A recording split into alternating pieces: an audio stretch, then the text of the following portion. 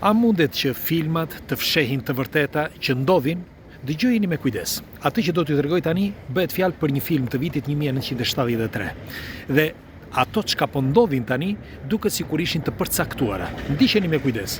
Meqense kemi 2 minuta kohë tani në kohë dreke përpara se të pim kafen, doja t'ju flisja për filmin, sigurisht disa për ju e kanë parë, Soylent Green. E keni parë filmin Soylent Green me Charlton Heston. Është një film i vjetër, i vitit 1973, ku dëgjoni pak se çfarë trajton filmi në episodin e tij. Atëre, filmi trajton që tashmë gjithë shoqëria ka arritur në një kolaps dhe bota, me fjalë njerëzit, po hanë njëri tjetrin. Nuk ka rregulla. Drejtohen nga një grup i vetëm dhe grupi nuk do që t'ja di për njerëzi sepse duhet që të pastrojë një pjesë të njerëzve. Madje një nga këta investigatorët privat që është ky Charlton Heston, kur kërkon dal nga dal se çfarë bëjnë njerëz, sepse njerëzve u jepen disa çokolata të vogla dhe me ato që kushtojnë shumë pak, por me ato mbahet njerëzimi, sepse është si mund të quhet ushqimi bazë i tyre. Dhe kur shkon ky investigatori privat, kupton që çokolatët janë bërë me mish njeriu. Pra ai shkon në një fabrikë, gjen këtë fabrikën dhe në atë fabrikë është plot me njerëz, sepse njerëzit kur zhduken, ai vuri re sepse çfarë ndodhi? Vuri re që një grup njerëzish zhdukeshin, pasi i kapnin zhdukeshin. Mirë po, ai duke qenë një investigator privat, sepse shumë njerëz flasin për këtë, por akoma sepse u bë dhe një film tjetër, i njëjti film, por u bë në vitin 2022. Dhe edhe këta që kanë shkruar, më vjen kështu ndonjëherë, sepse nuk është se unë i di të gjitha, po nuk pyesin diçka që është tepër e rëndësishme. Ky është një investigator. Nëse ky është një investigator, a nuk bën pjesë ky në shtet?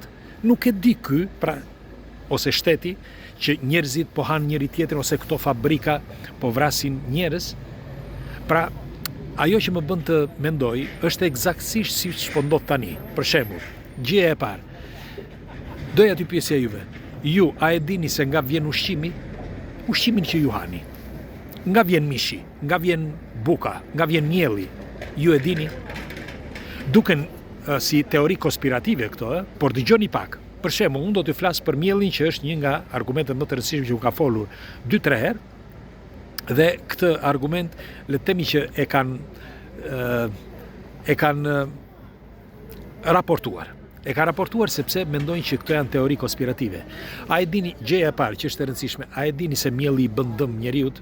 Po, buka është elementi kryesor, ushqimi kryesor që i duhen 4 orë për ta bluar bukën.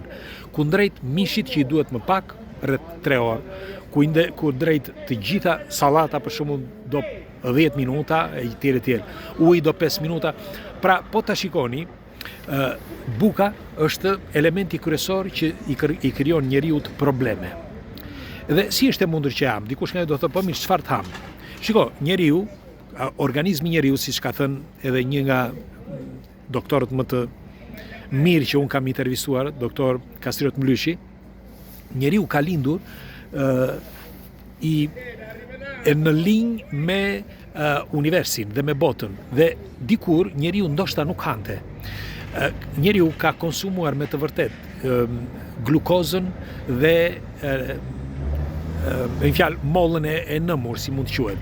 Dhe sipas mjekëve, profesorëve, studiuesve, njeriu nuk hante, por u bë konsumator, filloi që të hante, filloi që të konsumonte, dhe nga momenti që filloi të konsumonte, ai u bë i vdekshëm, se më përpara ishte i pavdekshëm. E di që dikush nga ju do thotë, çfarë janë këto fantazi? Po, mund të jetonte deri në 800-900 vite. Bile tani kanë dalë disa biolog që thonë që unë do t'ju bëj që të jetoni, thot biologu, deri në 800 vjet, nëse e keni parë. Unë e kam shkruar edhe në librin tim Viaggiando nel passato, ku tregoj mënyrën e të ushqyerit të njeriut, mënyrën e jetesës, që në mënyrë natyrale mund të jetoj deri në 150-200 vjet. Po jo ky njeri, jo ne, por brezat, sepse ambientohet brezi. Tani, pse arritëm në këtë? Sepse njeriu ka ardhur në një moment që po konsumon ushqim që është i modifikuar. Dhe ushqimet e modifikuara, përveç se ne nuk janë natyrale dhe krijojnë probleme të rënda në shëndet, por ne nuk e dim nga vijnë çfarë janë këto ushqime. Pra, ky është elementi i parë në film që është eksaktësisht me atë që po ndodh tani. Nuk e dim. Dhe tjetra, për shembull, do t'ju them, në të gjithë botën bëhen seleksionime të miellit. Dhe mielli merret dhe vendoset, e marrin, e blejnë disa grossist, disa të mëdhenj. Askush nuk e di çfarë bëjnë këta grossistët me miellin, sepse tregohet histori kështu metropolitane këto, merret mielli, përpunohet dhe na i kthehet edhe një herë, na i kthehet edhe një herë neve. Me një fjalë, ti nëse ke një mulli apo nuk mund ta bluash mielli, duhet ja çosh këtyre. Kush janë këta? Dhe janë shumë pak, nuk janë shumë. Për shembull, edhe në Itali ka njerëz për shembull, sepse i kemi edhe në familje që këta prodhojnë grurin dhe e çojnë diku, aty ku e çojnë në mbledhjen aty ku mbledhin grurin, nuk mund ta përpunojnë dot. Ata janë të detyruar që ta çojnë tek një grossist dhe ky grossisti e përpunon për t'ia u kthyer edhe një herë atyre, që ta shesin, ose kompanive të mëdha që të bëjnë miellin e tjerë. Ka disa që thonë që hedhin disa gjëra. Në fakt, po të shikoni, është një emision që kanë fshirë disa herë në Italia 1, ku tregon se sa kontingjente ka mielli të çuditshme që nuk dihet se përse gjenden aty.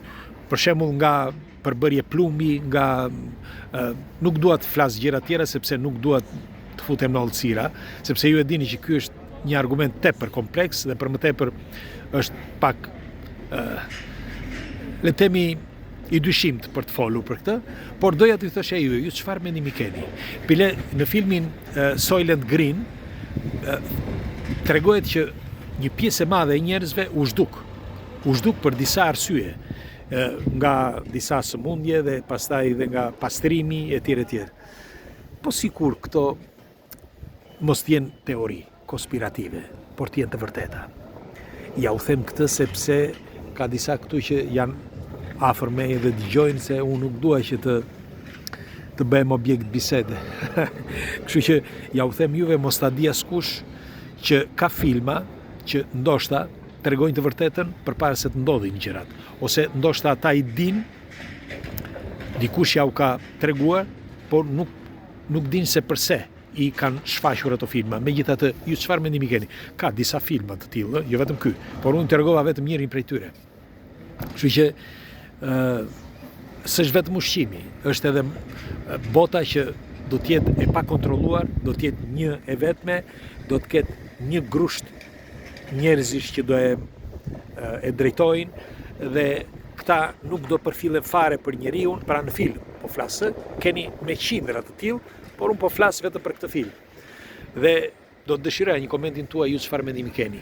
Filmat i din, pra ata që kanë shkruar filma, apo i kanë qenë disa imagjinata ose disa halucinacione të diktuara nga dikush? Ju çfarë mendimi keni?